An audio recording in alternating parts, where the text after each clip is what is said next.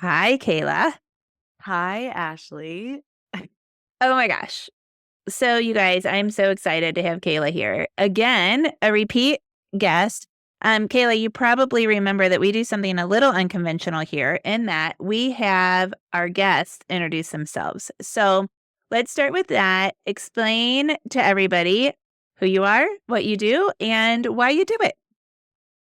Of course. And I did not realize I was unconventional. Is that?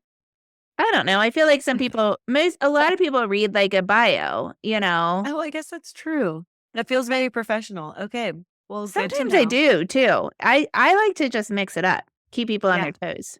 that's what I love to do as well. And Mhm. I prefer actually when I have people on my podcast, I don't like to give them questions. So I just really well, that's actually not true. I'll give them questions and then I never look at them because our conversation just goes off wherever it goes. And then that's what happens.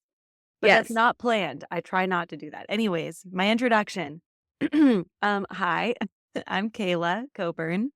I was a former para and special education teacher and education specialist for deafblind services. And after moving, I could not keep my last job, but then I also had kids, so I didn't want to go back to the classroom. And so I was like, I'll just stay at home and like chill with these kids because how fun would that be? And, um, and then I was really sad because I was missing education and talking about inclusion and all that stuff. And so then I started realizing how much, um, how much parents have like, with like the education process at home. And so then I really started to mix all my things together and start doing what I do now, which is Inclusion Starts Now, is what my business is called. And I help people with inclusive practices, whether it's virtual or in person, and just mostly on what their own needs are. And then on my social media platforms, I just try to share resources and information on how to live a more inclusive life. Ah, I So, love it.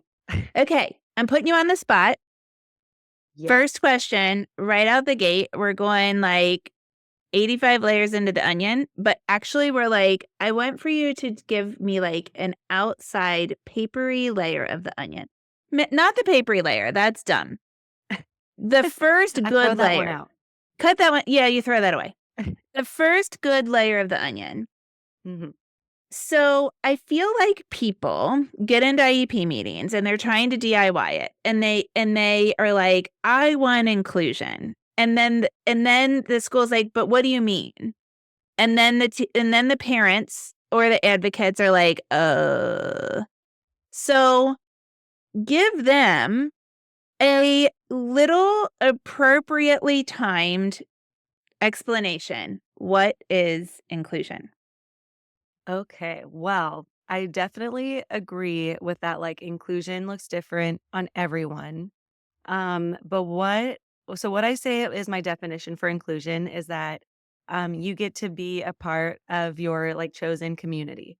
So if that is like, and I think this really, like it works a lot when you're having like these open conversations with your student or child. And I know a lot of people respond to that where they're like, well, what if they're non-speaking or they don't have a way to communicate or something? It's like I feel like we can always tell when a kid is like enjoying something or not enjoying something. And if we were to keep them in a room segregated all the time, that we don't know what their potential is. And so I think there's like this really healthy middle ground where like schools and parents and just communities should be working on being more inclusive and trying things out and it messing up and trying something new and, like, seeing what the child is enjoying and, like, walking them through that process of, like, being a part of their community. Because also sometimes it is hard and scary. Like, if someone started a new job and only did their first day and was like, "Oh my god, I was so anxious all day, I was so stressed out, I was so tired, like, this job's just not for me." Like, so many people would not continue doing their job. Like, that's usually like, it can start hard and confusing, and we can have anxiety because we don't know what's gonna happen. But if we keep, like, practicing things and trying new things and being there, I think it can get better. I'm really, like, word vomiting here right now. I don't think I've ever really articulated all this out I like it. of my mouth, but you said, "What is it?" So, I mean, it just really is like, what sort of small steps can we take to like create more like genuine peer relationships, having this student being like a part of the school community and not just like in a classroom somewhere on campus? Like, how can they actually like attend the events and like, pick activities that they want to go to and stuff? I hope that Yes. answered your question. I think that's really great, and I think there are a lot of key points that you brought up. I started jotting them down a little late, but, um, the first thing that you said, I think is a huge key here, that inclusion is individualized. The definition of inclusion, in your opinion and in mine, and this varies from other people's opinions, the definition of inclusion is going to vary from person to person, maybe even in the same community. I think you and I both say you've met one person with autism, you've met one person with autism. Met one person with Down syndrome or CP, you've met one person with that diagnosis. And so what works for an 8th grade boy with ADHD and Down syndrome, not that I don't live with one, and one school might not work for somebody with that you would describe on paper very similarly in that same school. Um, can you give any examples? It's hard for me because of confidentiality. Can you give any Yeah. examples of, like, what that looks like in a classroom or a community? Like how inclusive practices, like what should look like in a classroom? Yeah, like, so you worked a lot with students that are blind and visually impaired. And so, maybe there's like a student that really takes to reading in one particular manner, and you've got another student that looks the exact same way. Like they're both even cheerleaders, but then they try that reading methodology and it does not work. Or Yeah. accessing school environments. I don't know, like how how how could I call this, like, inclusionistas. I stole that from Heather Avis at, Yeah. The Lucky Few. I love her. Heather will say I do too, and Heather's like, "Yeah, so, like, inclusionistas that are like, 'Inclusion,' but then, like, they're trying to cram kids into environments where Yeah. the environments aren't set up for them, and the kids maybe don't wanna access certain parts of the environment, but just because it's inclusion or meets their definition of, like, strict inclusion, then they cram them in there. Um, so Also, how just do like we the individualize it, idea. and what's that look like? So, okay. Okay, I was gonna go somewhere else, but how do we individualize it? I mean, so I've seen it before where and I know okay, the problem is that I know a lot of like really successful ones do come with like more support. That there has to be like aides who understand how to work with the students. And you can't just like have any aid without any training because I've also seen it go terribly where there's a one-on-one aid, but the one-on-one aid is just like they can't do anything. Like they don't know how to do this. No, this is too hard. We'll just like play with this baby book. And I'm just like, okay, so that's not inclusion. Like you're in here, but you're not like, you're not modeling how the peers could be communicating with your student. You're not like supporting your student on how they can like gain more independence. And so one of my favorite mottos, it's called interveners, and they're basically paras for students who are deaf blind.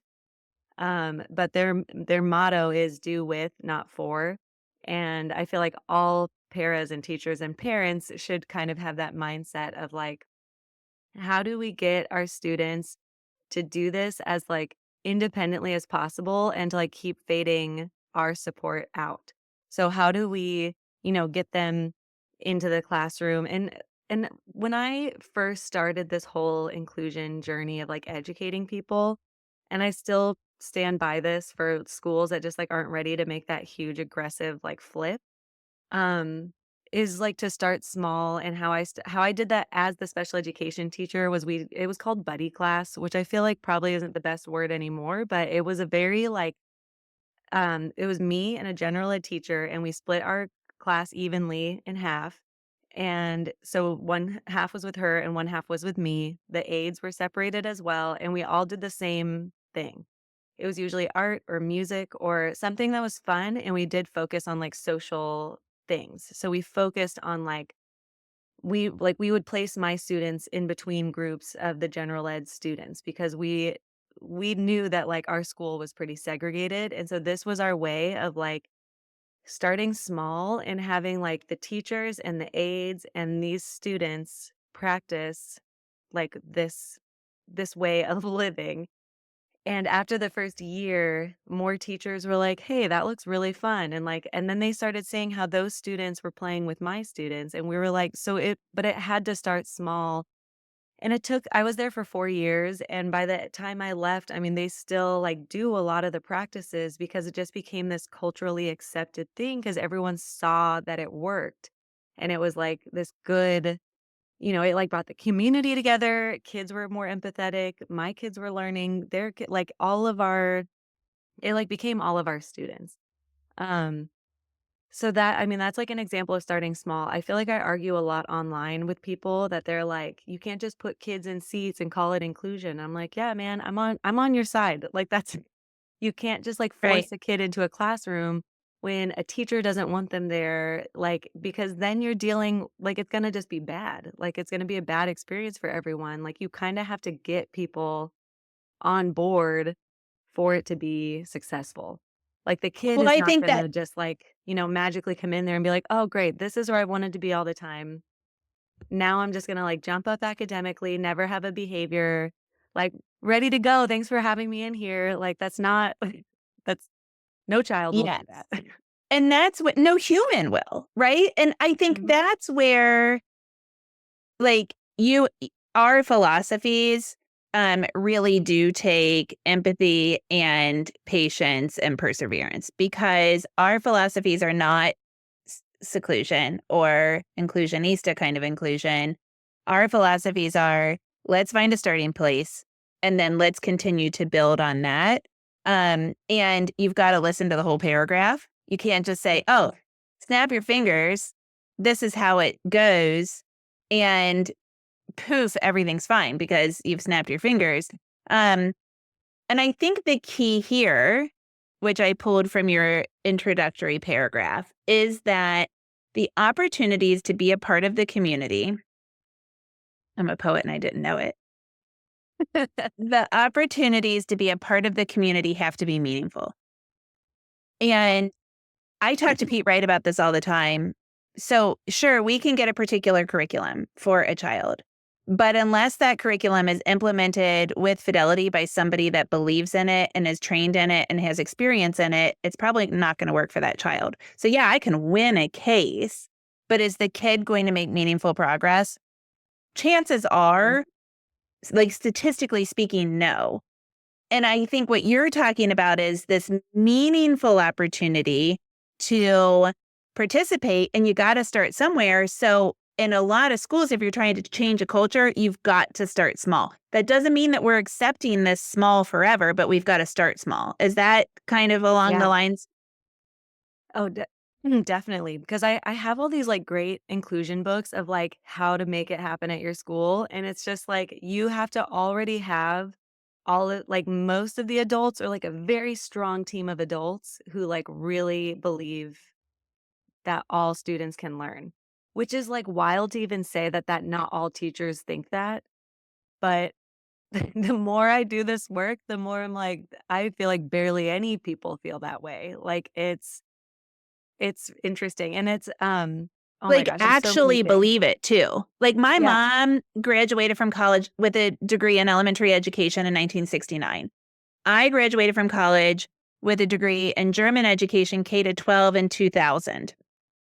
Um, I did get my master's when I was an infant because I went in a Moses basket with my mom. So I did it that backwards. counts.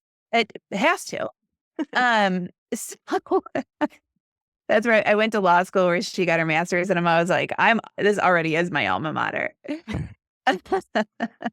um, but still in 2000, I had conversations in college about whether or not gifted students and students that learned differently were theoretically entitled to be in a general education classroom and how we would quote unquote modify work in order to basically like help them keep up, not to provide like equitable modified assignments and accommodations in order to make the Gen Ed curriculum accessible to them. And that was in 2000. I mean, IDEA started in 1975.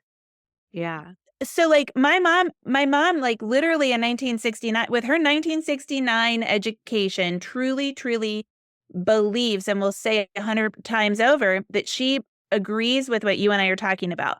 But deep down in her heart, did she educate students with that mentality? I don't know that she had the skills to do it. She Yeah. retired 20 years ago. Um, so I think it's Yeah. like this philosophical thing, right? Oh, definitely. Well, so I recently went to this inclusion conversation at my school district, like the school district that I live in. And they it was all these parents and teachers, and we all had to like go into groups, and they're talking about inclusion. And because my state of Washington is trying to like increase inclusive practices, but like when we would go around and be like, what does inclusion mean to you? Some of the like summary like the lines that people like summarized of what their groups talked about would be like, well, inclusion doesn't work for everyone, and we shouldn't be stressing ourselves out if it's like not working. And it's not that like I don't know, it's not like that's not true, I guess, but it's not like what anybody's baseline should be for wanting to increase inclusive practices. Cause like if you're going into a classroom being like, well, we know that inclusion doesn't work for everyone, or like you whatever, like then the second there's a behavior or the second a student's struggling, it might just be a response of like, well, we know that it doesn't work for everyone, so it probably just doesn't work for them. But if we went into it being like inclusion works for everybody, like, everyone can get something out of this curriculum in this classroom, we're going to figure out a way, like how different it would be and how much more motivated we would be to getting everyone um to feel successful, however that may Yeah, be. I agree with you entirely. So I am typing into Chat GPT. What Okay. what are some I had to turn off my video because my internet is funky, and if I make Chat GPT work, I'm afraid that we won't get good audio. Not a problem. So the question that I'm asking are what are some key pillars to successful inclusive practices at school? And then I said, just to give it a little bit of insight, and my Chat GPT knows me pretty well, but I said one, for example, would be opportunities for meaningful participation. The reason why I want to do this, Kayla, is because, okay, it's finished thinking. I'll turn on my video. Is because I've been encouraging people to use ChatGPT. I literally have started doing it in meetings, being like, you know what, let's ask ChatGPT, like, what a fidelity based OG program looks like. Yeah. Like, and the kind of idea is if ChatGPT can do this, surely you can do it.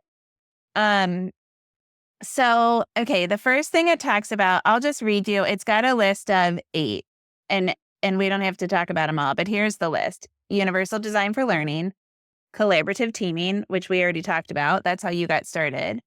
High expectations for students, which we just Mhm. talked about. Intentional use of supplementary supports and supplementary aids and services. Social emotional learning and belonging, which is, I think, where most of these conversations have gone. Maybe that's Mhm. what we'll talk about next. Flexible and differentiated instruction, proactive behavior supports, and then family and student voice and decision making. Yeah, I think those are great pillars. Do any of those like really stand out to you?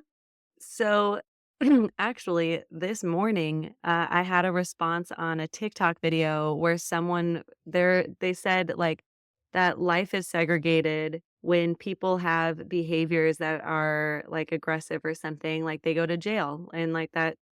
And like so that was their response, and to I don't know, to something about behaviors that I was talking about, and I was just like, so can you imagine, like, instead of us just thinking bad behaviors go to jail, what if, like, while there were kids with behaviors that you didn't like, what if you tried to figure out why those behaviors were happening?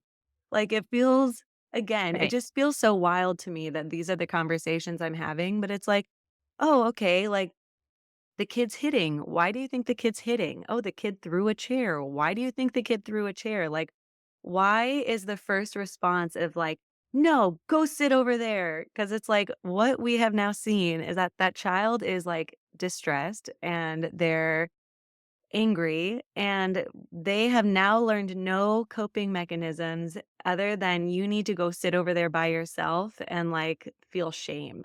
And then it's like, of course they're like, and I remember saying this to so many people who had smaller kids with disabilities that would like hit and they would just kind of ignore it.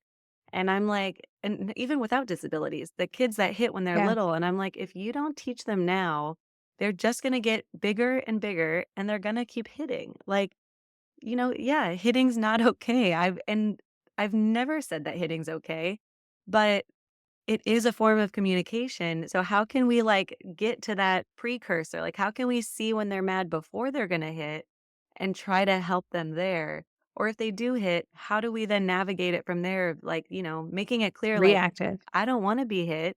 If you're going to hit me, I'm not going to play with you, but like it seems like you want to take turns. Like let's try practice, saying it like this.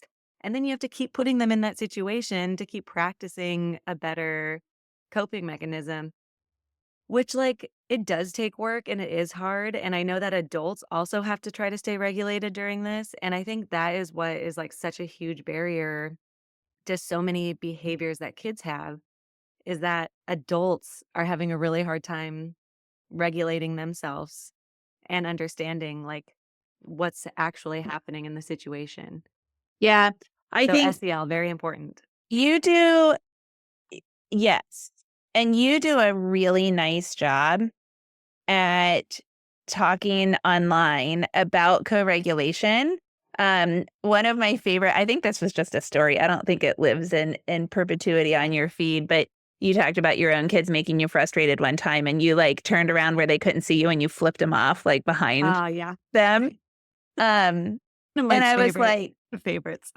it was great. It was like, "Oh, I'll get you. Nobody knows." Like, I drive past some places and I flip off the place, like, Mhm. underneath my car window, and I just feel so, like, powerful and rebellious, and I think that's great. I can model co-regulation because my kids are similar to me, like, we're all pretty anxious, and so I can model co-regulation and I can talk a lot about when I feel busy and what I'm doing to access it.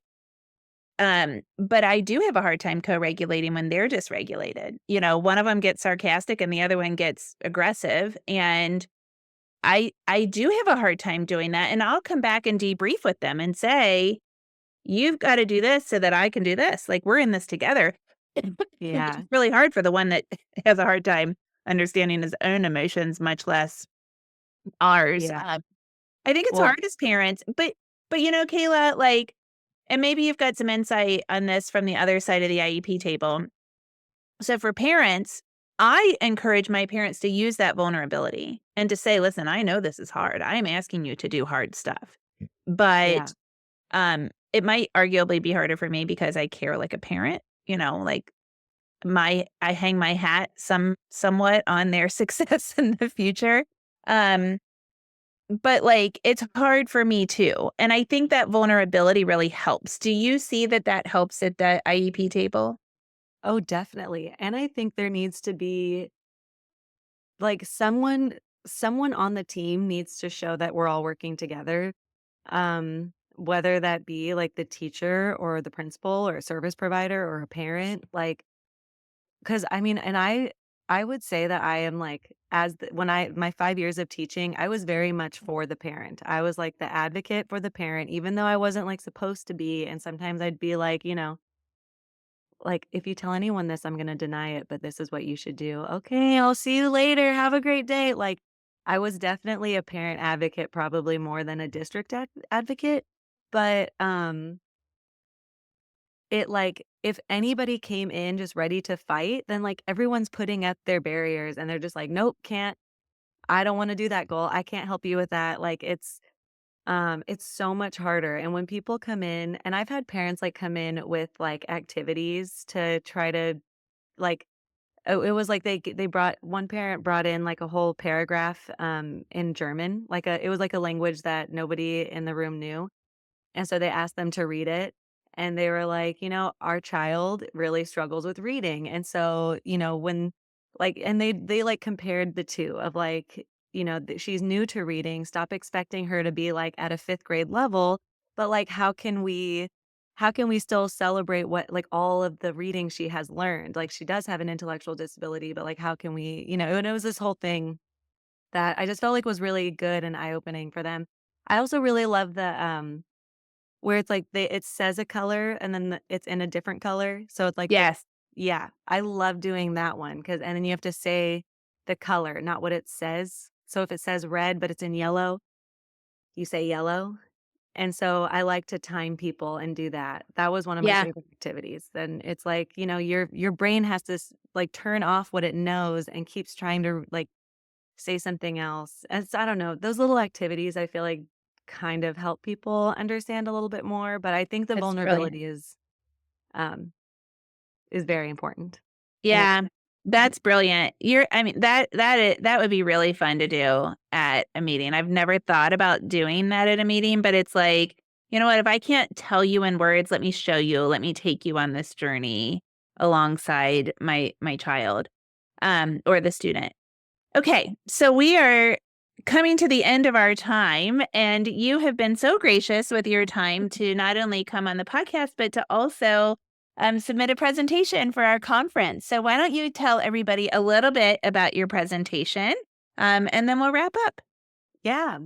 So it's okay, the title I mess up sometimes. I think it's how to be inclusive in a school that doesn't practice inclusion. Something like that. It's long Yes. and like that. And it really goes over so I've been working in education since I think like 2010. Um as like it was that when I was a para? I'm pretty sure I was a para around that time. Anyways, Ish. somewhere around that time. And throughout my years of being in all these different roles, I have seen a lot of different things work and not work, but there has been like some consistency of like the importance of making those strong, trusted relationships as a parent or a teacher or with a student that really makes inclusive practice like just a norm that like some people want to do.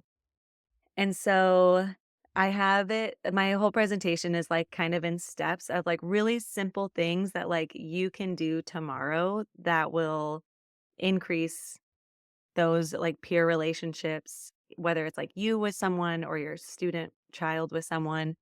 Um, and I do try to give a lot of examples and resources that just like are those little building blocks to get that strong foundation going. I I don't It's know awesome. if that was a It's good so enough good. explanation without ruining any of the surprises inside. Yes, you have to leave them wanting more, Yes. Kayla. I love it. You are such a wealth of resources. Tell everybody where they can find you online and purchase your amazing books. Yes. Inclusion starts now is where you find me on everything. So if I have an account on somewhere, it will be inclusion starts now. But mostly like Instagram and TikTok are probably where I post the most. And then my website is also inclusionstartsnow.com. And that is the only place where you can buy my books because they are like fully self-published. They all live in my house. When people buy them, I am literally packing them here and going to USPS and shipping them to you. So it means so much to me when people buy these books, and they're all gonna be and my website is getting redone, like, right now. So it is Yay. gonna look, hopefully, just so cute and be I mean, you can still buy the books now, it's just the website's gonna look different in a little bit. So good. Kayla, But thank yeah. you for joining us and for your amazing work. Yeah, thank you for having me.